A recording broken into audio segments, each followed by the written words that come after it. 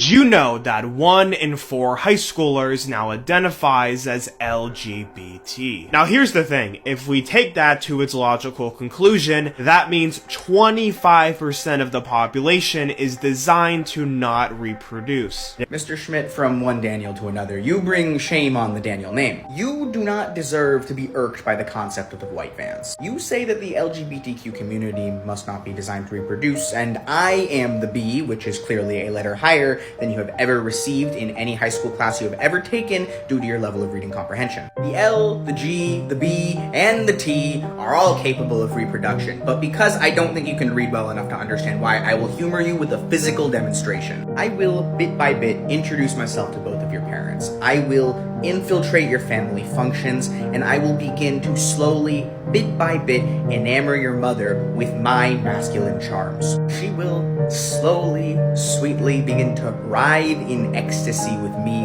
and not your father, and it will shatter your household, and I will be irresponsible on purpose to make sure that she ends up pregnant. And then in the ashes of your parents' destroyed marriage, I will disappear off the face of the earth and leave your mother to raise a newborn baby by herself because I will still have more work to do. In the next phase I go and I transition into womanhood and I become unrecognizable. Nobody can tell that I ever used to be a man except for by the fact that there is a fire hose still hanging in my pants. And I will go, and having known both your mother and your father, I will know where they hang out, I will know what groups to go to so that I become friends with both of them individually under this new identity now that they are not speaking to each other anymore and will not tell each other that I show up in both of their lives. Your mother, scorned and toyed with by too many men, will gladly fall into the arms of a woman and will enjoy the fact that there is still a penis to be had for her straight-fearing ways. And your father, being attracted to women, will fall into the arms of a woman who comes along and saves him from the loneliness of his despair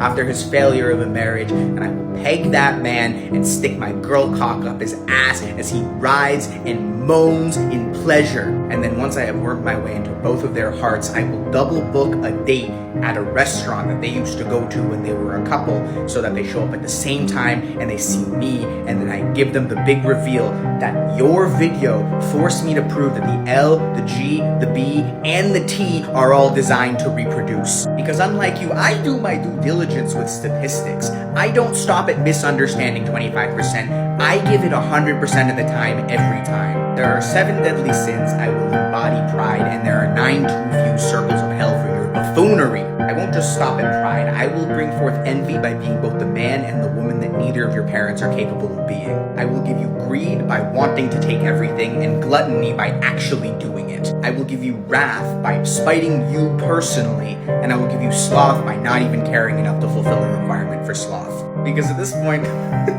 I'll have done enough. I will become what every evangelical Christian fears.